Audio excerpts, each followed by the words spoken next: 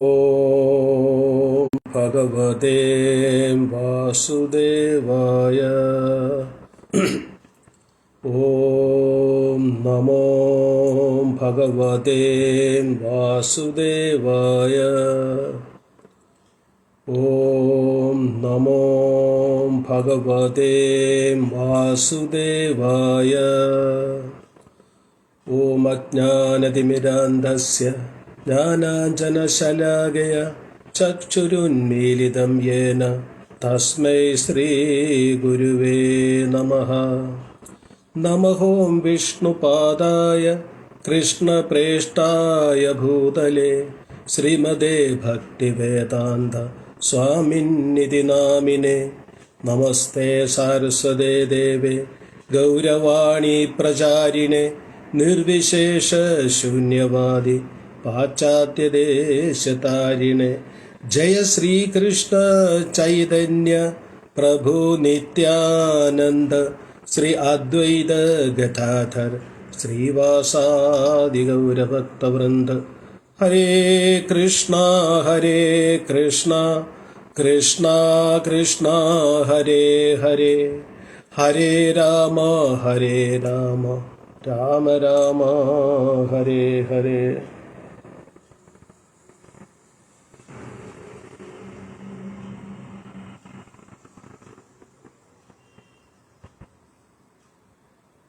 ഹരേ കൃഷ്ണ ഹരേ കൃഷ്ണ. ഇന്നത്തെ ഗീതാ ക്ലാസ്സിലേക്ക് എല്ലാവർക്കും സുസ്വാഗതം. എല്ലാവർക്കും സുഖമെന്ന് വിശ്വസിക്കുന്നു. നാസിക്കിലെ വിശേഷം എന്ന് പറഞ്ഞാൽ നാസിക്കിൽ ഒരാഴ്ച കൊണ്ട് മഴയുണ്ട്, അത് മാത്രമുള്ള വിശ്വാസം. അതുകൊണ്ട് ചൂടിന് കുറച്ച് ശമനമുണ്ട്. അപ്പോൾ ഇന്ന് നമ്മൾ ഭഗവത്ഗീതയുടെ രണ്ടാമത്തെ അധ്യായത്തിലേക്ക് കടക്കുകയാണ്. രണ്ടാമത്തെ അധ്യായം എന്ന് പറയുമ്പം ഭഗവത്ഗീതയിലെ ഏറ്റവും വലിയ, അതായത് ഏറ്റവും കൂടുതൽ ശ്ലോകങ്ങളുള്ള രണ്ടാമത്തെ അധ്യായമാണ്.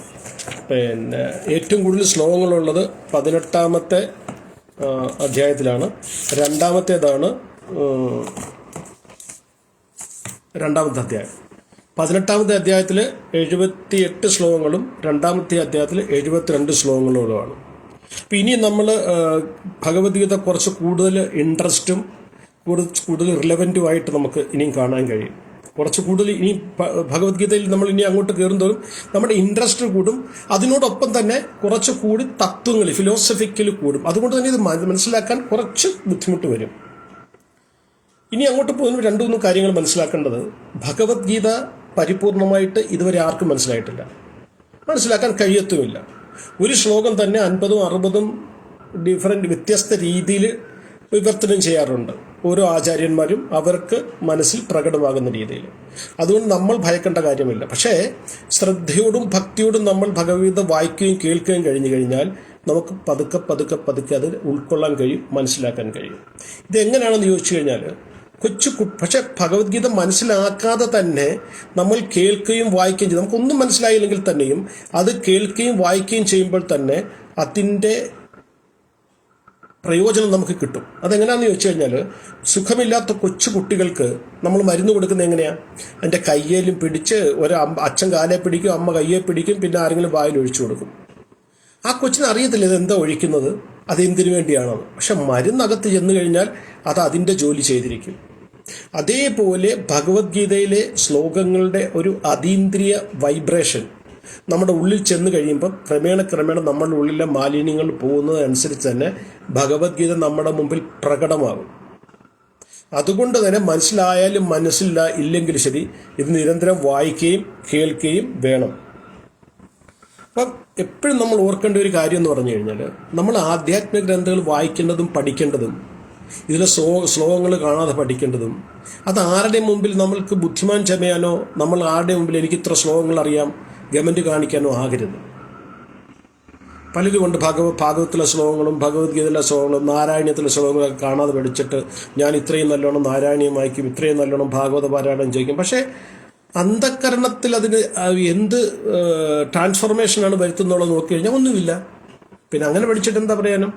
അത് തത്തമ്മേ പൂച്ച എന്ന് പറയുന്ന പോലെയാണ്. തത്തയ്ക്ക് അറിയത്തില്ല പൂച്ച ഏതാണ് എന്തോ പറയുന്നുള്ളത്, പക്ഷെ പറഞ്ഞുകൊണ്ടിരിക്കും തത്തമ്മ പൂച്ച എന്ന്. പറഞ്ഞതിൻ്റെ അർത്ഥം നമ്മൾ ഭഗവത്ഗീത വായിക്കുമ്പോൾ അതൊരു അതീന്ദ്രിയ ഗ്രന്ഥമാണെന്നുള്ള ഓർമ്മയിൽ ഭഗവാന്റെ മുഖാരവിന്ദങ്ങളിൽ നിന്നും വന്ന ഗ്രന്ഥമാണ്. ഇതെന്റെ ആധ്യാത്മിക പുരോഗതിക്ക് വേണ്ടി എന്നുള്ള ഭാവത്തോടു കൂടി വേണം നമ്മൾ ഭഗവത്ഗീത വായിക്കേണ്ടത്. കാരണം ഇനി അങ്ങോട്ട് പോകുമ്പോൾ ഒരുപാട് തത്വങ്ങളുണ്ട്. ആ തത്വങ്ങൾക്ക് മനസ്സിലാകാൻ പറ്റിയില്ലെങ്കിൽ വിഷമിക്കേണ്ട, കേട്ടുകൊണ്ടിരിക്കുക, നിരന്തരം വായിച്ചുകൊണ്ടിരിക്കുക. ഭഗവത്ഗീത നമ്മളെ സഹായിക്കും. അപ്പോൾ നമ്മൾ രണ്ടാമത്തെ അധ്യായത്തിലോട്ട് കയറുന്നതിന് മുമ്പ് ആദ്യത്തെ അധ്യായത്തിൻ്റെ ഒരു ചുരുക്കം നമുക്കൊന്ന് മനസ്സിലാക്കാം. ആദ്യത്തെ നമ്മൾ കണ്ടു. ആദ്യത്തെ ശ്ലോകത്തിൽ ധൃതരാഷ്ട്ര സഞ്ജയനോട് ചോദ്യം ചോദിക്കുകയാണ്. ധർമ്മക്ഷേത്ര കുരുക്ഷേത്ര സമവേദ യുത്സവ മാമക പാണ്ഡവ ചൈവ കിം അകുർവത സഞ്ജയ. ഹേ സഞ്ജയ, ധർമ്മക്ഷേത്രമാകുന്ന കുരുക്ഷേത്രത്തിൽ യുദ്ധത്തിനായി ഒരുങ്ങി വന്ന എൻ്റെ മക്കളും പാണ്ഡുപുത്രന്മാരും എന്ത് ചെയ്തു? അതിന് സഞ്ജയ് മറുപടി പറയുന്നു. അങ്ങനെ ദുര്യോധന ദ്രോണാചാര്യയുടെ മുമ്പിൽ ചെന്ന് രണ്ട് സേനയും കുറിച്ച് വിവരിച്ചുകൊണ്ടിരിക്കുമ്പോഴത്തേന് ഭീഷ്മ പിതാമഹ ശംഖൂതി. അത് കഴിഞ്ഞ് ഓരോരുത്തരുടെ ശംഖൂതി കഴിഞ്ഞ് അർജുനൻ തൻ്റെ ഗാന്ധീവത്തിലെ അമ്പെടുത്ത് വില്ലിൽ തൊടുത്ത് ശേഷം സാരഥിയായ ഭഗവാനോട് പറയുന്നു, സേനയോരുപയോർ മധ്യേ രഥം സ്ഥാപതമേ അച്യുത യാവതേതാൻ നിരീക്ഷേകം യോദ്ധുകാമാൻ അവസ്ഥിതൻ. ഹേ അച്യുത, ച്യുതിയില്ലാത്തവനെ, നാശമില്ലാത്തവനെ, രണ്ട് സേനയുടെ മധ്യത്തിൽ എൻ്റെ രഥം കൊണ്ടു നിർത്തൂ. കൗരവർക്ക് വേണ്ടി യുദ്ധം ചെയ്യാൻ വന്നിരിക്കുന്ന ആരൊക്കെയാണെന്ന് ഞാനൊന്ന് കാണട്ടെ. ഇത് പ്രതീക്ഷിച്ചിരുന്ന കൃഷ്ണൻ, ഇതറിയാമായിരുന്ന കൃഷ്ണൻ രഥം കൊണ്ടു നിർത്തിയത് ഭീഷ്മ പിതാമഹൻ്റെയും ദ്രോണാചാര്യരുടെ മുമ്പിലായിരുന്നു. തൻ്റെ മുമ്പിൽ നിൽക്കുന്ന പിതാമഹനെയും ഗുരു തുല്യരായ ആൾക്കാരെയും ഗുരുവിനെയും സഹോദരങ്ങളെയും സഹോദരപുത്രന്മാരെയും മാതുലന്മാരെയും സഹൃത്യന്മാരെയും ഒക്കെ കണ്ടു കഴിഞ്ഞപ്പോൾ അർജുൻ്റെ ഉള്ളിൽ വിഷാദമുണ്ടായി, കരുണയുണ്ടായി. അപ്പം അർജുനൻ പറഞ്ഞ സ്വജനം ദൃഷ്ട കൃഷ്ണം യുത്സവം ഉപസ്ഥിത സീമന്തി മമ ഗാത്രാണി മുഖം ച പരിശുഷ്യതി. ദൃഷ്ടിയേകം സ്വജനം കൃഷ്ണ, ഈ സ്വന്തം ജനങ്ങളെ കണ്ടിട്ട്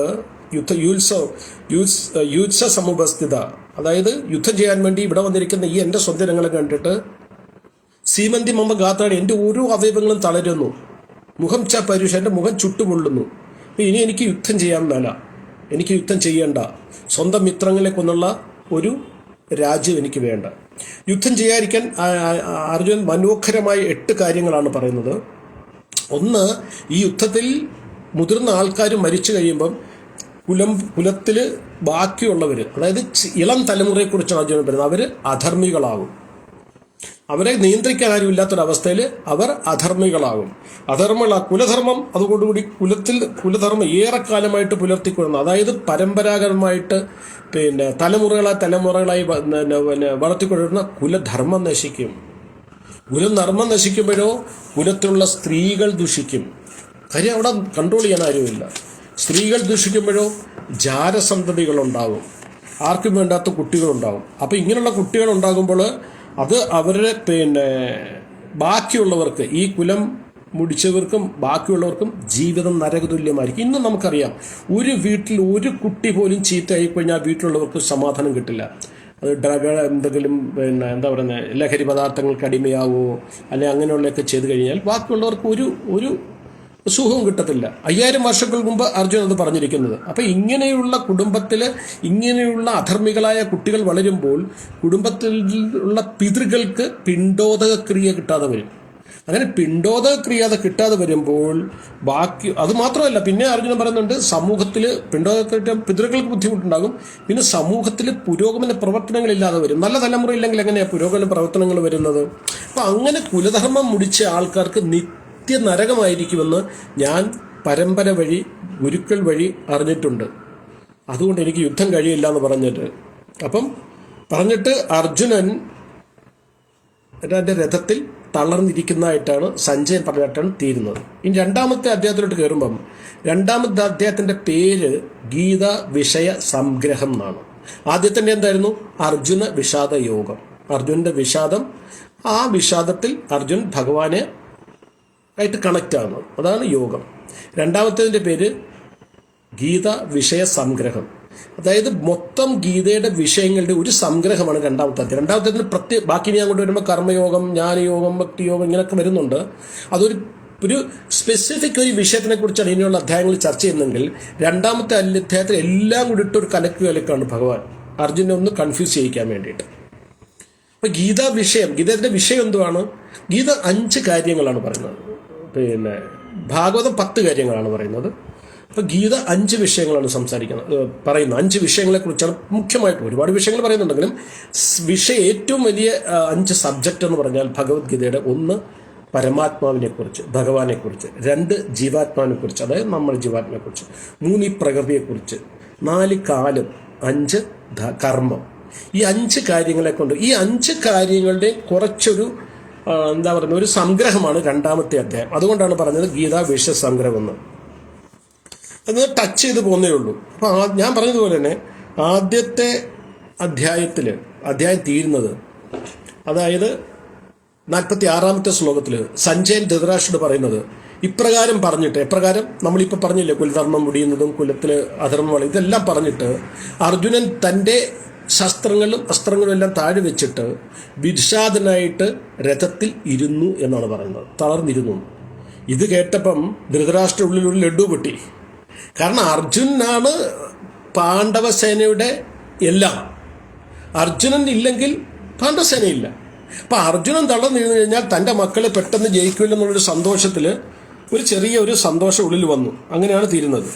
പക്ഷേ ധൃതരാഷ്ട്രയുടെ എല്ലാ സന്തോഷത്തിനും അറുതി വരുത്തിക്കൊണ്ട് 2-ാമത്തെ അധ്യായത്തിൽ തുടങ്ങുന്നതും സഞ്ജയൻ തന്നെയാണ്. അതായത് ആദ്യത്തെ അധ്യായം എവിടെ തീരുന്നോ അവിടുന്നാണ് തുടങ്ങുന്നത്. ആദ്യത്തെ അധ്യായം ഞാൻ പറഞ്ഞു സഞ്ജയൻ പറഞ്ഞു നിർത്തുകയാണ്.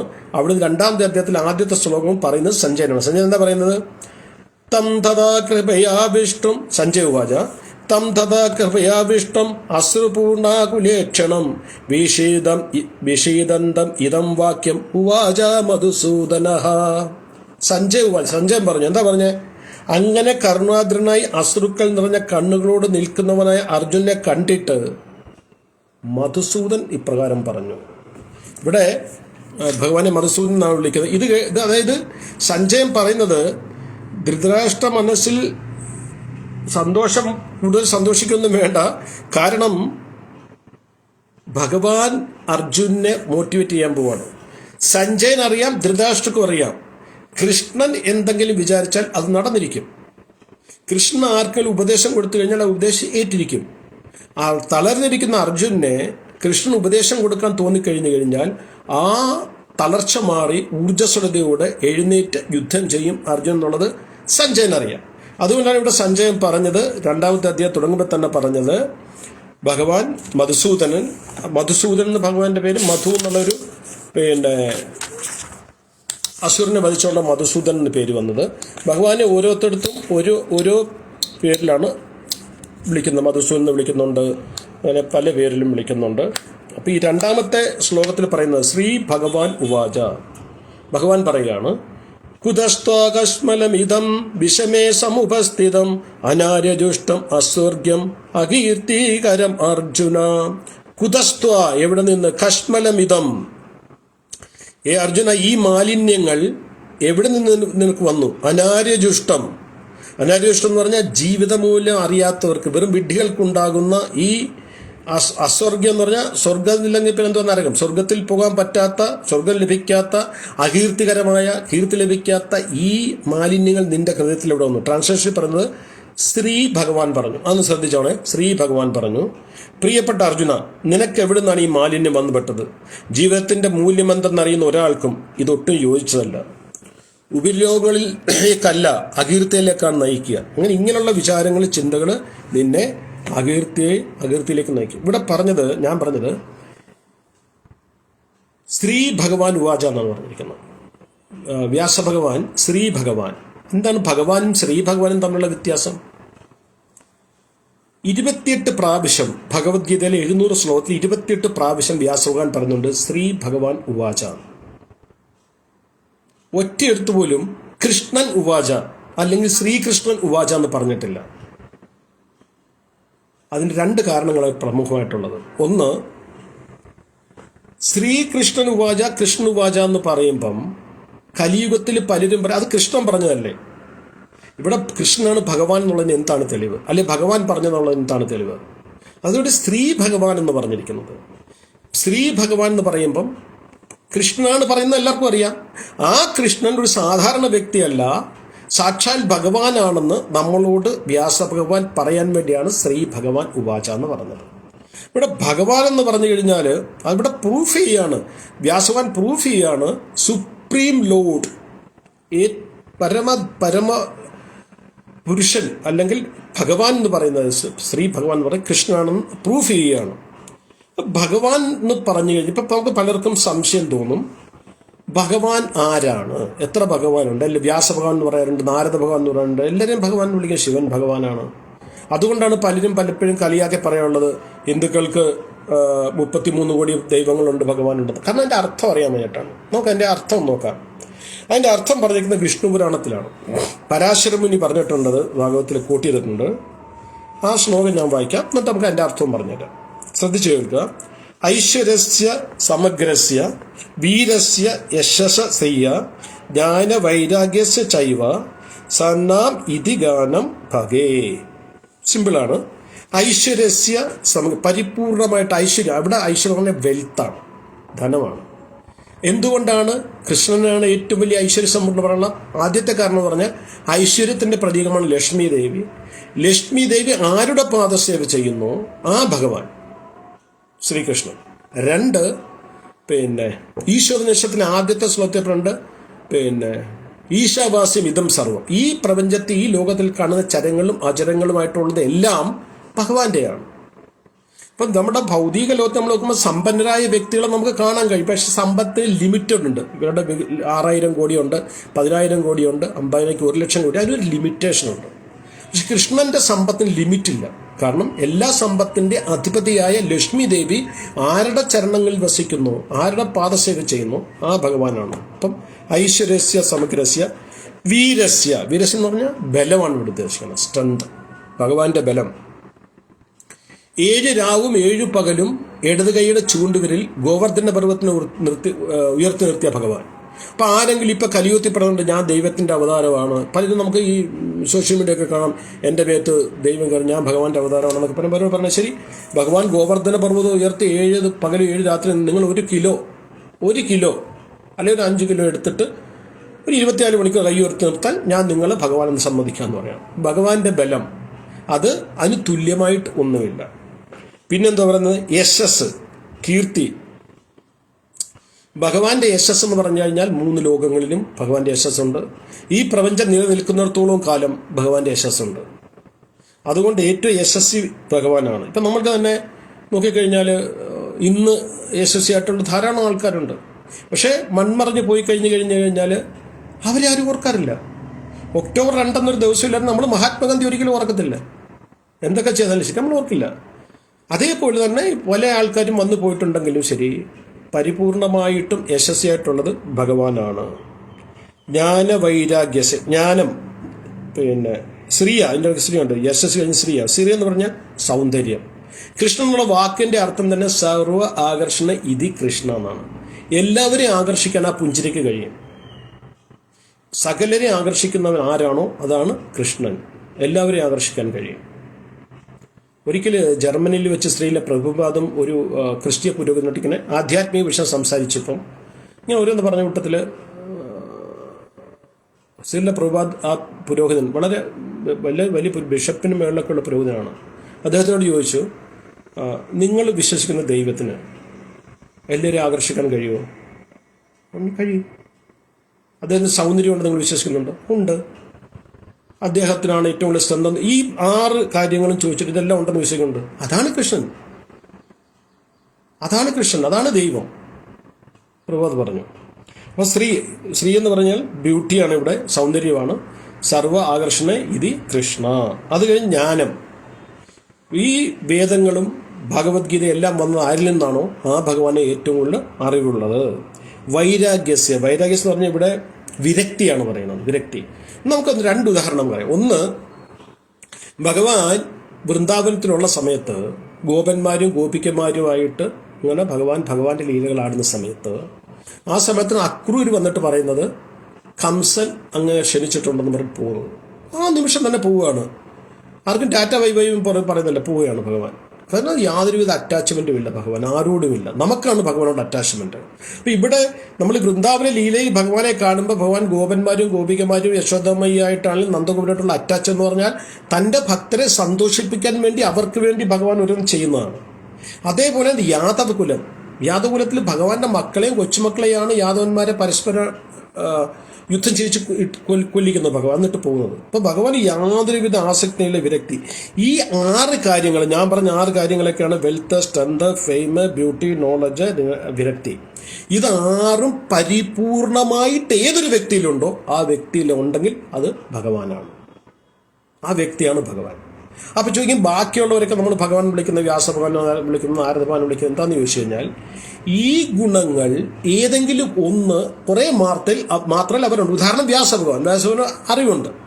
അപ്പം ഏതെങ്കിലും ഒന്ന് കുറേ മാത്രമേ ഉണ്ടെങ്കിൽ അവരെ ഭഗവാൻ എന്ന് വിളിക്കുന്നു. അതിനുപരിയാണ് ശ്രീ ഭഗവാൻ എന്ന് പറയുന്നത്. ഇവിടെ ഭഗവാൻ എന്നല്ല പറഞ്ഞത്, ശ്രീ ഭഗവാൻ. പക്ഷെ ഈ 6 കാര്യങ്ങളും പരിപൂർണമായിട്ട് ആരിലുണ്ടോ ആ ആളാണ് ഭഗവാൻ. അതുകൊണ്ടാണ് ഇവിടെ ഭഗവാനെ ശ്രീ ഭഗവാൻ എന്ന് വിളിക്കുന്നത്. അപ്പം ആദ്യത്തെ ശ്ലോകത്തിൻ്റെ നമ്മൾ കണ്ടു, കുതസ്ഥ കസ്മനം ഇതം വിഷമേ സമുപസ്ഥിതം. അപ്പം ഇവിടെ ഭഗവാൻ പറയുന്നത്, നീ അർജുന, നീ എന്തായി കാണിക്കുന്നത്? നിന്റെ കാര്യം നീ നോക്ക്. നീ ഒരു ക്ഷത്രിയനാണ്, നിന്റെ ഒരു സ്ഥാനമുണ്ട് സമൂഹത്തിൽ, ഏറ്റവും വലിയ അസ്ത്രവിദ്യ അഭ്യസിച്ചവനാണെന്ന്. നിന്റെ കാര്യം പോട്ട് നീ എൻ്റെ കാര്യം നോക്ക്. ആൾക്കാർ എന്നെ ചീത്ത വിളിക്കും, ഇത്രയും ഭീരുവായ ഒരുത്തൻ്റെ രഥം തെളിക്കാൻ സാരഥിയായിട്ട് പോയി എന്തിനാന്ന് ചോദിക്കും. എൻ്റെ മാനം കാക്ക്, നീ എൻ്റെ മാനമെങ്കിലും നോക്ക്. നിന്റെ മാനം വേണ്ട, എൻ്റെ മാനമെങ്കിലും നോക്ക്. കാരണം ഞാൻ സാക്ഷാൽ ഭഗവാനാണ്, ഞാൻ നിന്റെ രഥം തെളിക്കാൻ വന്നു. ഇപ്പം നാളത്തെ തലമുറ പറയും, കൃഷ്ണൻ ഈ ഭീരുവായ അർജുനന്റെ രഥം തെളിക്കാൻ പോയ എന്തിനാണ്? ഇതിനെക്കാട്ടി നല്ല ദുര്യോധന്റെ രഥം തെളിക്കാൻ പോയതല്ലേ എന്ന് എന്നോട് ചോദിക്കും. അത്രയെങ്കിലും നീ എൻ്റെ കാര്യമെങ്കിലും ഒന്ന് പരിഗണിക്കുന്നു. അപ്പം അതുപോലെ തന്നെ ഭഗവാൻ ഇവിടെ ഈ 2ാമത്തെ ശ്ലോകത്തിന് ശേഷം ഞാൻ ആദ്യത്തെ ശ്ലോകം എന്തുകൊണ്ടാണ് പറയുന്നത് ഞാൻ പിന്നെ അത് പറഞ്ഞുതരാം. 2ാമത്തെ വരി പറയുന്നത് ക്ഷുദ്രം ഹൃദയ ദൗർബല്യം തെക്തോത്തിഷ്ട പരന്തപ. അതുകൊണ്ട് നീ എഴുന്നേക്ക്.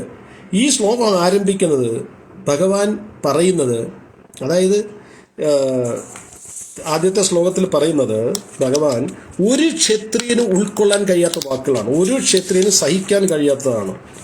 അതായത് കർണാടക അസുഖ കണ്ടിക്കുന്ന ഭഗവാനോട് പറയുന്നത് 2ാമത്തെ അധ്യായം പറയുന്നത് കുതസ്ഥ കശ്മലമിതം. അതായത് ഈ ഹൃദയ ദൗർബല്യം നിനക്ക് എവിടുന്ന് വന്നു പെട്ടു, ജീവിതത്തിന്റെ മൂല്യം എന്തെന്നറിയാം. അതായത് ഭഗവാൻ അർജുനന്റെ ഉള്ളിലുള്ള ക്ഷത്രിയ രക്തത്തിനെ ചൂടാക്കാൻ വേണ്ടി ഇച്ചിരി ഹാർഷ് ലാംഗ്വേജ് യൂസ് ചെയ്യുകയാണ്. അവിടെ ഒരിക്കലും ഒരു ക്ഷത്രിയന് സഹിക്കാൻ പറ്റുന്ന വാക്കുകൾ കൂടിയല്ലത്, അതൊന്ന് ഓർക്കണം. ക്ലൈബ്യം, മാസ്മഗമ. അപ്പം ഇതിൻ്റെയൊക്കെ അർത്ഥം നമ്മൾ എടുത്തു നോക്കുമ്പോൾ ഒരു ക്ഷത്രിയ രക്തത്തിനെ കുറിച്ച് നമ്മൾ മനസ്സിലാക്കണമെന്നുണ്ടെങ്കിൽ നമ്മൾ ധ്രുവ മഹാരാജന്റെ കഥ പഠിക്കണം. 5ാമത്തെ വയസ്സിൽ അച്ഛൻ്റെ മടിയിലിരിക്കുന്നതിന് 2ആനമ്മ വഴക്ക് പറഞ്ഞതിന് നേരെ ഇറങ്ങി പോയത് എവിടോട്ട് 5 വയസ്സുള്ള പയ്യൻ പോയത് വനത്തിൽ പോയി തപസ് ചെയ്ത് ഭഗവാൻ മഹാവിഷ്ണു നാരായണനെ പ്രത്യക്ഷപ്പെടുത്തി. അതാണ് ക്ഷത്രിയ രക്തം. അപ്പം ഇവിടെ അർജുനന്റെ ക്ഷത്രിയ രക്തത്തെ ഒന്ന് ചൂടാക്കാൻ വേണ്ടി ഭഗവാൻ കുറച്ച് ഹാർഷ് ലാംഗ്വേജ് യൂസ് ചെയ്യാണ്. 3ാമത്തെ ശ്ലോകത്തിൽ അതുപോലെയാണ് ഭഗവാൻ പറയുകയാണ്, ഹേ പാർത്ഥ, തരംതാണ ഈ ആണത്വമില്ലായ്മയ്ക്ക് അധീനാകരുത്. ഭഗവാൻ കുറച്ചുകൂടെ അർജുനെ ടൈറ്റ് ചെയ്യാണ്. ആണത്വമില്ല എന്ന് പറഞ്ഞു കഴിയുമ്പോൾ ഒന്ന് ആലോചിച്ച് നോക്കുക എന്താ പറയുന്നത്. അതായത് ആണും പെണ്ണും കെട്ടവൻ എന്നുള്ള അർത്ഥത്തിലാണ് പറയുന്നത്. ആണും പെണ്ണും കെട്ടവൻ, ഈ ആണത്വമില്ലായ്മയ്ക്ക് അധീനാകരുത്. നിനക്ക് യോജിക്കുന്നല്ല ഇത്. ശത്രുക്കളെ ജയിക്കുന്നവനെ പരന്തപ എന്നുള്ള വാക്കാണ്. ശുദ്രമായി ഹൃദയത്തെ ഉപേക്ഷിച്ച് എഴുന്നേൽക്കുക. ക്ലൈബ്യം മാസ്മ ഗമപാർത്ത ന ഏതത്വ ഉപദ്യതേ ക്ഷുദ്രം ഹൃദയ ദൗർബല്യം തെക്തോത്തിഷ്ട പരന്തപ. ഹേ അർജുന, നിന്റെ ഹൃദയ ദൗർബല്യം അത് ഉപേക്ഷിക്കുക. ഉപേക്ഷിച്ചിട്ട് നീ എഴുന്നേറ്റ് യുദ്ധം ചെയ്യുക. കാരണം നിന്റെ ഹൃദയ ദൗർബല്യം തലമുറകൾ പോലും നിന്നെ നാണം കെട്ടു. കാര്യം ഒരു ക്ഷത്രിയൻ യുദ്ധക്കളത്തിൽ യുദ്ധം ചെയ്യില്ല എന്ന് പറഞ്ഞു കഴിഞ്ഞാൽ അതൊരിക്കലും ആർക്കും സഹിക്കാൻ പറ്റില്ല. ഇന്ന് തന്നെ നമുക്ക് ഇപ്പം തന്നെ ഒന്ന് ആലോചിച്ച് നോക്കിയേ. ഇന്ത്യ പാകിസ്ഥാൻ ഇപ്പം പ്രശ്നമുണ്ടായി. അപ്പോൾ ഏതെങ്കിലും ഒരു സൈനികൻ പറയാ ഭയന്നിട്ട് എനിക്ക് യുദ്ധത്തിന് പോകാൻ പറ്റില്ല, നാട്ടുകാർ ജീവിക്കാൻ സമ്മതിക്കുമോ? അപ്പോൾ ഒന്ന് ആലോചിക്കുക, 5000 വർഷം മുമ്പുള്ള ക്ഷത്രിയൻ യുദ്ധം ചെയ്യത്തില്ലെന്ന് പറഞ്ഞ്. അപ്പം ഇവിടെ അർജുനന്റെ മനസ്സിലുള്ള കരുണ, ഹൃദയ ദൗർബല്യം, ആ വീക്ക്നെസ് ദുര്യോധനോ ശകുനിയോ അല്ലെങ്കിൽ കർണനോ പറയില്ല. അവർ പറയുന്നത് പറയും, ഞങ്ങളെ ഭയന്നിട്ട് പോയെന്ന് പറയും. അർജുനോട് ഞങ്ങളോട് കരുണ തോന്നി, അർജുന് രാജ്യം വേണ്ട, സുഖം വേണ്ട, യുദ്ധം വേണ്ട എന്നല്ല പറഞ്ഞത്. അവർ പറയുന്നത് എന്തായിരിക്കും, അവർ പഠിപ്പിക്കുന്നത് എന്തായിരിക്കും? അതായത് ഇന്ന് പാകിസ്ഥാൻ തോറ്റു എന്നുള്ളത് നമുക്കറിയാം. കാരണം ഇന്ത്യയുടെ ഒരു സിറ്റിയിലും, ഡൽഹി, കൽക്കട്ട, ചെന്നൈ, ബോംബെ, എവിടെയും ഒരു മിസൈൽ അറ്റാക്കോ ഒരു ഡ്രോൺ അറ്റാക്കോ ഉണ്ടായിട്ടില്ല. കാരണം നമുക്ക് അറിയാവില്ല. ബോർഡറിൽ മാത്രം അവർക്ക് കുറച്ച് ആർട്ടിലറി ഫയർ ചെയ്തതേ ഉള്ളൂ. പക്ഷെ പാകിസ്ഥാനിലെ റാവൽപിണ്ടിലും ഇസ്ലാമാബാദിലും കറാച്ചിയിലും ലാഹോറിലും എല്ലാം നമ്മളുടെ മിസൈൽ പോയി പറഞ്ഞു. എന്നിട്ട് അവരുടെ പ്രധാനമന്ത്രി അവരുടെ അസംബ്ലി പറഞ്ഞ എന്തുവാണ്, ഇന്ത്യയെ നമ്മൾ മുട്ടുകുത്തിച്ചു. ഇതേപോലെ തന്നെ അപ്പം നമ്മുടെ ആവശ്യം നിറവേറ്റി കഴിഞ്ഞപ്പോൾ, അവരുടെ നട്ടല്ലൊടിച്ചു കഴിഞ്ഞപ്പോൾ ഇന്ത്യ സീസ് ഫയർ ചെയ്തു. നമ്മുടെ ആവശ്യം നടന്നു കഴിഞ്ഞപ്പോൾ അത് പറഞ്ഞോ അവര്? ഇല്ല. അവർ പറഞ്ഞ എന്തുവാ, നമ്മളെ ഭയന്നിട്ട് അവർ യുദ്ധം വിട്ടിട്ട് ഓടുന്നു. ഇതേപോലെ തന്നെ ഭഗവാൻ അർജുനോട് പറയാൻ ആഗ്രഹിക്കുന്നത്, നിന്റെ ഹൃദയ ദൗർബല്യം, നിന്റെ ഔദാര്യം, നിന്റെ അവരോടുള്ള ആദരവ്, അത് നിന്റെ വീക്ക്നെസ് ആയിട്ട് എടുത്തിട്ട് അവർ പറയുന്നത് നീ ഭയന്നു പോയി എന്ന് പറയും. നീ ഭയന്നിട്ടാണ് യുദ്ധം ചെയ്യാത്തതെന്ന് ആര് പറയും? ദുര്യോധനാദികൾ പറയും. അവർ എന്നെയും കളിയാക്കി, ഇത്രയും നാണം കെട്ട ഒരുത്തൻ്റെ രഥം കളിക്കാനാണോ കൃഷ്ണൻ വലിയ ഭഗവാനാണെന്നും പറഞ്ഞ് പോയെന്ന് പറയും. അപ്പം അതുകൊണ്ടാണ് ഭഗവാൻ പറയുന്നത്, നീ എഴുന്നേറ്റ് നിന്നിട്ട് യുദ്ധം ചെയ്യ് അർജുന എന്ന് പറയുന്നത്. 4ാമത്തെ ശ്ലോകത്തിൽ ഇനി അർജുനൻ പറയാണ് ഇത് കേട്ട് കഴിഞ്ഞപ്പോൾ. അപ്പം അർജുൻ ഇതെല്ലാം കേട്ടിട്ടിരിക്കുകയാണ്. അർജുൻ്റെ രക്തം തിളച്ചില്ല. രക്തം തിളപ്പിക്കാൻ, ക്ഷത്രിയ രക്തത്തിനെ ചൂടാക്കാനാണ് ഭഗവാൻ ഇത്രയും പറഞ്ഞിട്ട് രക്ഷയില്ല. അർജുനൻ പറയാണ്, അർജുനൻ 4ാമത്തെ ശ്ലോകത്തിൽ, കഥം ഭീഷ്മമഹം സംഖ്യേ ദ്രോണം ച മധുസൂദനഃ ഇഷുവി പ്രതിയോത്സ്യാമി പൂജാ ഹൗ അരിസൂദനഃ.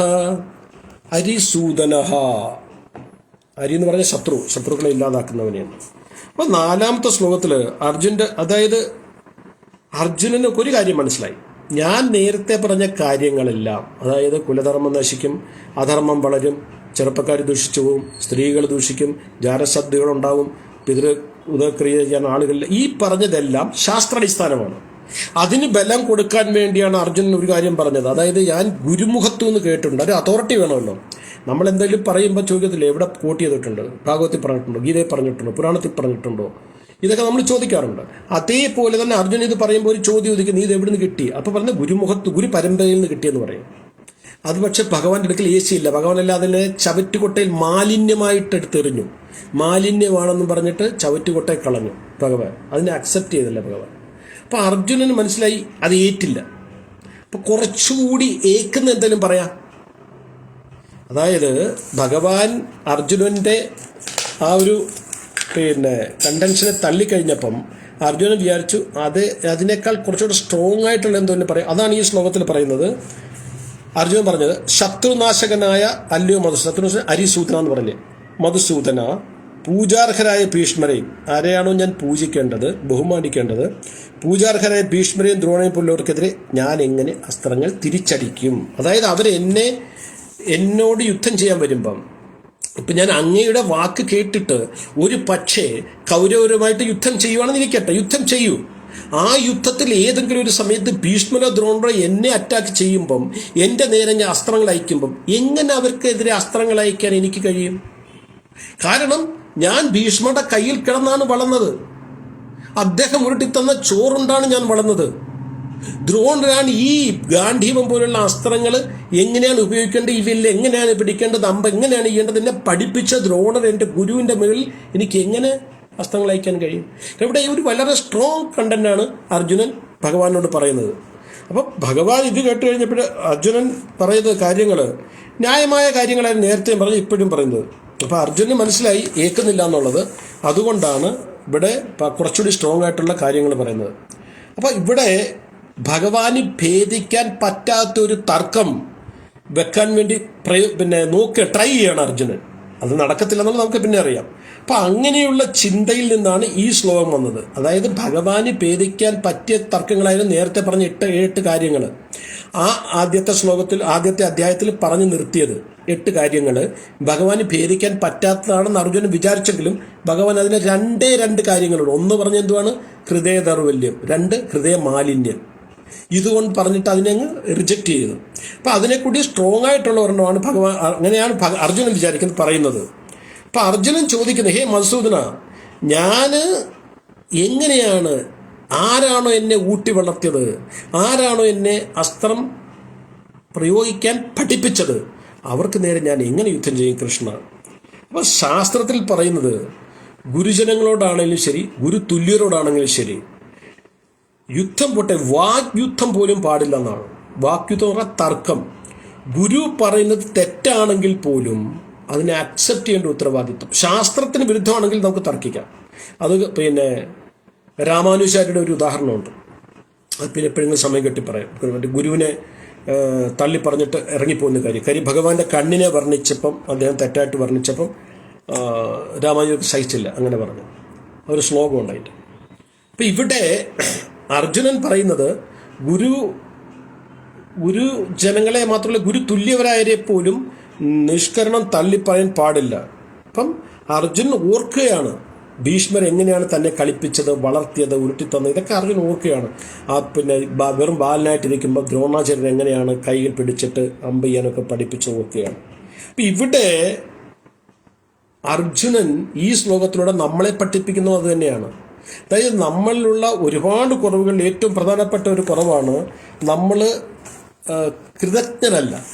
ഏതെങ്കിലും സമയത്ത് ആരെങ്കിലും നമ്മളെ സഹായിച്ചിട്ടുണ്ടെങ്കിൽ നമ്മൾ ഒരിക്കലും ആ വ്യക്തിയോ ആ സഹായവും മറക്കാൻ പാടില്ല. ഒരിക്കലും മറക്കാൻ പാടില്ല. ഒരിക്കലും ആ സഹായത്തെ നമ്മൾ ജീവിതകാലം മൊത്തം ഓർക്കണം. ആ വ്യക്തിയെ നമ്മൾ കൃതജ്ഞതയോടെ സ്മരിക്കണം. അതിനോടൊപ്പം തന്നെ നമ്മൾ ഭഗവാൻ എന്തെല്ലാം നല്ല കാര്യങ്ങൾ നമുക്ക് ചെയ്തിട്ടുണ്ടോ, നമ്മൾ ഒരിക്കലും അത് നമ്മൾ ഓർക്കില്ല. നമ്മൾ ഇത്രയും നാളുകൊണ്ട് നമുക്ക് എല്ലാ വർഷവും മഴ തരുന്നു. നമ്മൾ എപ്പോഴെങ്കിലും ഭഗവാനെ സ്മരിച്ചിട്ടുണ്ടോ, അയ്യോ ഭഗവാന്റെ കാര്യം കൊണ്ട് മഴ കിട്ടി, അതുകൊണ്ട് നമ്മൾ ജീവിക്കുന്നു, അല്ലെ ബാക്കിയുള്ള ജീവജാലങ്ങൾ ജീവിക്കുന്നു? ഇല്ല. ഒരു വർഷം മഴ പെയ്യാതിരുന്നാലോ എല്ലാവരും മുകളിലോട്ട് നോക്കും. ഇത് എന്തെങ്കിലും നമുക്ക് നല്ലത് വരുമ്പം നമ്മളത് നമ്മളുടെ ക്രെഡിറ്റ് ആയിട്ട് എടുക്കും. എന്തെങ്കിലും ബുദ്ധിമുട്ട് വരുമ്പോൾ അതെല്ലാം ദൈവത്തെ തലയിലിടും. നമ്മൾക്ക് എന്തെല്ലാം നമ്മളുടെ ജീവിതത്തിലോട്ട് നോക്കുക. നമ്മൾ നോക്കുമ്പോൾ നമ്മൾ ദുഃഖങ്ങളെ മാത്രമേ കാണുന്നുള്ളൂ. നമുക്ക് നല്ല സംസ്കാരം തന്നതോ, നമ്മൾ നല്ലൊരു കുടുംബത്തിൽ പിറന്നതോ, ഒരു അവയവ ദൗർബല്യമില്ലാതെ ഒരു ഹാൻഡിക്യാപ്പ് അല്ലാതെ നമ്മൾ ജനിച്ചതോ, വിദ്യാഭ്യാസം കിട്ടിയതോ, നല്ലൊരു ലൈഫ് പാർട്ണറെ കിട്ടുന്ന മക്കൾ, ഇതൊന്നും നമ്മൾ ഓർക്കത്തില്ല. ഒന്നുമില്ലെങ്കിൽ നമ്മൾ അന്നത്തിന് മുട്ടില്ല ജീവിക്കുന്ന പോലും നമ്മൾ ഭഗവാനെക്കുറിച്ച് ഓർക്കില്ല. ഭഗവാനെക്കുറിച്ച് പോട്ടെ, ബാക്കിയുള്ള വ്യക്തികളെക്കുറിച്ച് പോലും നമ്മൾ ഓർക്കില്ല. അപ്പോൾ ഈ അർജുനൻ നമ്മളെ പഠിപ്പിക്കുന്ന, ഈ ശ്ലോകത്തിനെ പഠിപ്പിക്കുന്ന പറഞ്ഞു കഴിഞ്ഞാൽ തീർച്ചയായിട്ടും നമ്മൾ കൃതജ്ഞതയുള്ളവരായിരിക്കണം, നമ്മൾ നന്ദിയുള്ളവരായിരിക്കണം. സമൂഹത്തിൽ നമ്മൾ ജീവിക്കുമ്പോൾ ഓരോ വ്യക്തിയും നമ്മളോട് നല്ലത് ചെയ്തിട്ട് നമ്മൾ സ്മരിക്കണം, തെറ്റിയിട്ടുണ്ടെങ്കിൽ നമ്മൾ മറക്കണം. എപ്പോഴും സ്മരിക്കേണ്ടത് നല്ല കാര്യങ്ങളാണ്. ഒരു വ്യക്തിയെ കാണുമ്പോൾ തന്നെ നമ്മൾ ആ വ്യക്തിയുടെ കുറ്റമാണ് നമ്മൾ ആദ്യം കണ്ടുപിടിക്കുന്നത്. എത്ര നല്ല ഗുണങ്ങളുണ്ടോ നമ്മൾ വിസ്മരിക്കും. എത്ര നല്ല ഗുണങ്ങളുണ്ടോ നമ്മൾ വിസ്മരിക്കും. ആ വ്യക്തിയിലുള്ള തെറ്റുകൾ, ഞാൻ എൻ്റെ ലൈഫിൽ വന്ന ഒരു ഉദാഹരണം പറയാം. ഞാൻ പോകുന്ന അമ്പലത്തിൽ ഏകദേശം 40 ബ്രഹ്മചാരികളുണ്ട്. ബ്രഹ്മചാരികൾ എന്ന് പറഞ്ഞാൽ അവരുടെ വീടും മാതാപിതാക്കളെ ഉപേക്ഷിച്ചിട്ട് കൃഷ്ണ സേവയ്ക്ക് വേണ്ടി അവരിവിടെ താമസിക്കുന്നതാണ്. അതിലൊരു ബ്രഹ്മചാരിയുടെ ഒരു സ്വഭാവ ദൂഷ്യം എന്നോട് ഒരാൾ പറഞ്ഞു. ഈ പ്രവൃത്തി ഇങ്ങനെയാണ് എന്ന് പറഞ്ഞു. അപ്പോൾ അദ്ദേഹം എൻ്റെ മുൻപ് വരുമ്പോൾ എനിക്ക് അതാണ് ഓർമ്മ വരുന്നത്. അപ്പോൾ എനിക്കൊരു ഭയങ്കര ഇറിറ്റേഷൻ തോന്നി. എന്തുകൊണ്ട് അത് എനിക്ക് മറക്കാൻ പറ്റില്ല. അപ്പം ഞാൻ ചെന്നിട്ട് എൻ്റെ ശിക്ഷാ ഗുരുവിനോട് ഞാൻ പറഞ്ഞു, എനിക്കിങ്ങനെ എൻ്റെ മനസ്സിൽ അദ്ദേഹത്തിനെ കാണുമ്പോൾ ഇങ്ങനെയാണ് ഓർമ്മ വരുന്നത്, കാരണം എന്നോട് ഇങ്ങനെ ഒരാൾ പറഞ്ഞെന്ന് പറഞ്ഞു. അപ്പോൾ പുള്ളി പറഞ്ഞൊരു കാര്യം ചെയ്യണം, എപ്പോഴും ഒരു ബ്രഹ്മചാരിയെ കാണുമ്പം അവരുടെ ത്യാഗം ഓർക്കണം. ഈ ചെറുപ്രായത്തിൽ വലിയ വലിയ വിദ്യാഭ്യാസമുള്ളവർ, ഇപ്പം അമ്പലത്തിൽ IIT MTech, പിന്നെ BTech MBA, മെക്കാനിക്കൽ എഞ്ചിനീയറിംഗിൽ ഡിസ്റ്റിങ്ഷനോട് പാസ്സായി HL മാനേജരായിട്ട് ജോലി ഉപേക്ഷിച്ചവർ, അങ്ങനെ ധാരാളം ബ്രഹ്മചാരികളുണ്ട്. വലിയ വലിയ കുടുംബത്തിൽ നിന്ന് വന്നവരുണ്ട്. അവർ ഈ ജോലി കിട്ടാതോ ജീവിക്കാൻ നിവൃത്തിയിലായിട്ട് വന്നതല്ല. ഇതാണ് ത്യാഗം. മാതാപിതാക്കളെ ഉപേക്ഷിച്ച്, പിന്നെ സഹോദരങ്ങളെ ഉപേക്ഷിച്ച്, എല്ലാ ഐശ്വര്യങ്ങളും ഉപേക്ഷിച്ചിട്ട് കാവ്യവസ്ത്രം എടുത്തിട്ട് ഭഗവാന്റെ സേവ ചെയ്യും, ഒന്നും പ്രതീക്ഷിക്കാത്ത ആ ത്യാഗത്തെ സ്മരിക്കണമെന്ന് പറഞ്ഞു. അപ്പം നമ്മൾ അവരുടെ കുറ്റം ചെറുതായി പോകും. എന്ത് അത്ഭുതം എന്നറിയാം. പിന്നെ ഞാനത് പ്രാക്ടിക്കലായിട്ട് എൻ്റെ ജീവിതത്തിൽ അത് ഇംപ്ലിമെൻറ്റ് ചെയ്ത് കഴിഞ്ഞപ്പോൾ അദ്ദേഹം വരുമ്പോൾ പുള്ളിയെ കാണുമ്പോൾ ഞാൻ ഇത്രയും ചെറിയ പ്രായത്തിൽ ഈ പ്രവചി സ്വന്തക്കാരെല്ലാം ഉപേക്ഷിച്ചു. നമുക്കിപ്പോഴും ഈ പ്രായത്തിൽ നമുക്ക് നമ്മുടെ സ്വന്തക്കാരെ ഉപേക്ഷിക്കാൻ കഴിയുന്നില്ല. പറഞ്ഞതിൻ്റെ അർത്ഥം നമ്മൾ നമ്മളുടെ ജീവിതത്തിൽ ഒരു വ്യക്തിയെ വിലയിരുത്തുമ്പം ആ വ്യക്തിയുടെ നല്ല കാര്യങ്ങൾ കൊണ്ട് വിലയിരുത്തുമ്പോൾ നമുക്ക് ആ വ്യക്തിയുടെ അസൂയോ ദ്വേഷമോ അല്ലെങ്കിൽ വേറെ ഒന്നും തോന്നില്ല. നമ്മൾ എപ്പോഴും ചിന്തിക്കുന്നത്, എപ്പോഴും നമ്മൾ കാണുന്ന ആ വ്യക്തിയെ വേറൊരു ദൃഷ്ടികോണിലൂടെയാണ്. അയാളുടെ കുറ്റമാണ് കണ്ടുപിടിക്കുന്നത്. ഒരു മാമ്പഴം നമ്മൾ എടുത്തു കഴിയുമ്പം അതിനകത്തൊരു സ്വല്പം കേട് വന്നിട്ടുണ്ട്, നമ്മളെന്താ ചെയ്യുക? മാമ്പഴം എടുത്ത് കളയത്തില്ല, ആ കേടായ ഭാഗം ചെത്തിക്കളഞ്ഞിട്ട് നല്ല ഭാഗം ഉപയോഗിക്കും. അതേപോലെ ഒരു വ്യക്തി ആ മാമ്പഴത്തുമായിട്ട് ഉപയോഗിക്കുമ്പം ആ വ്യക്തിയിലുള്ള ദോഷങ്ങളെ നമ്മൾ കളയുക. എപ്രകാരം ഒരു ഫലം അല്ലെങ്കിൽ പഴം നമ്മൾ കഴിക്കാനെടുക്കുമ്പം അതിൽ അല്പം കേടായിട്ടുണ്ടെങ്കിൽ അത് ചെത്തിക്കളയും, അവിടെ എടുക്കത്തില്ല, നല്ല ഭാഗം മാത്രം എടുക്കും. അതുപോലെ തന്നെ വ്യക്തിയിലെ നല്ല ഭാഗം നമ്മൾ എടുക്കണം. അതാണ് അർജുനൻ നമ്മളെ ഈ ശ്ലോകത്തിൽ പഠിക്കുന്നത്. 5-ാമത്തെ ശ്ലോകത്തിൽ അർജുനനാണ് പറയുന്നത്, ഗുരുനഹത്വാഹി മഹാനുഭാവാൻ ശ്രേയോ ഭോക്തും വൈശ്യം അപീഹലോകേ അത്വാത്തകാമാസ്തു ഗുരുനിഹൈവ പുഞ്ചീയ പോകാൻ രുദ്രപ്രതിക്താൻ. വളരെ മനോഹരമായിട്ടാണ് അർജുനൻ പറയുന്നത്. എൻ്റെ ഗുരുജനങ്ങളായ മഹാത്മാക്കളുടെ ജീവിതം കൊണ്ട് പന്താടുന്നതിനേക്കാൾ നല്ലത്, അതായത് അർജുനൻ പറയാണ്, എൻ്റെ ഗുരുജനങ്ങളെ വധിച്ചിട്ട് അവരുടെ ജീവിതത്തിൽ പന്താടുന്നത്. അർജുൻ അറിയാം ഇവരൊക്കെ വധിക്കപ്പെടും അർജുൻ്റെ കൂടെ, അർജുൻ്റെ കൈകൊണ്ട്. അതുകൊണ്ടാണ് അർജുൻ ഈ ദുഃഖം. അതിനേക്കാൾ നല്ലത് ഭിക്ഷ അയച്ച് ഉപജീവിക്കുന്നതാകും. ഞാൻ ഭിക്ഷ അയച്ചോളാം, ഞാൻ ഭിക്ഷ അയച്ച് ഉപജീവനം ചെയ്തോളാം, പക്ഷേ എൻ്റെ ഗുരുജനങ്ങൾക്കെതിരായിട്ട് ആശ്രയിക്കാൻ കഴിയില്ല കൃഷ്ണ.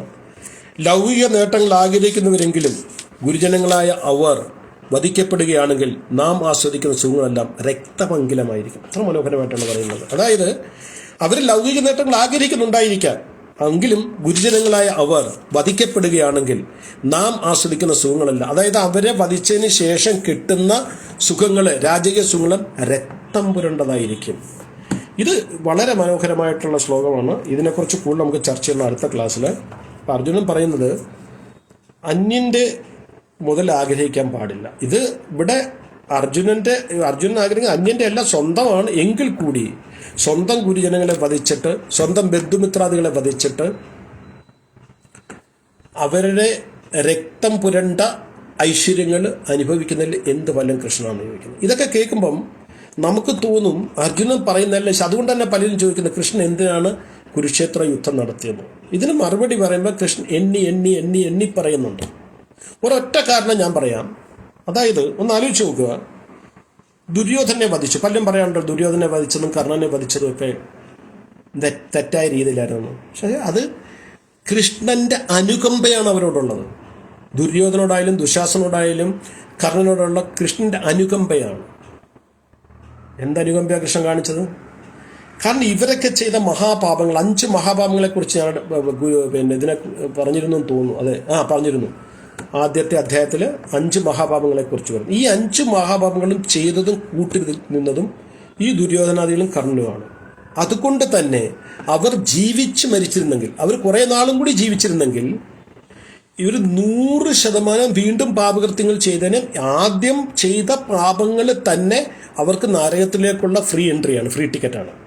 യാതൊരു സംശയവുമില്ല. കാരണം ആദിത്യ എന്ന് പറഞ്ഞാൽ മഹാപാപം, 5 മഹാപാപങ്ങൾ: വീണ് തീവെക്കുക, വിഷം കൊടുക്കുക, മാരകമായ ആയുധങ്ങൾ ഉപയോഗിക്കുക, അന്യൻ്റെ ഭാര്യയെ അപഹരിക്കുക, അല്ലെങ്കിൽ അവരെ അപഹരിക്കാൻ ആഗ്രഹിക്കുക, അന്യൻ്റെ പ്രോപ്പർട്ടി, ഭൂമി, വസ്തു, ധനം പിടിച്ചെടുക്കുക. ഈ 5ഉം ദുര്യോധനും ദുശാസനും കർണനും ശകുനിയൊക്കെ കൂടെ ചേർന്ന് ചെയ്തതാണ്.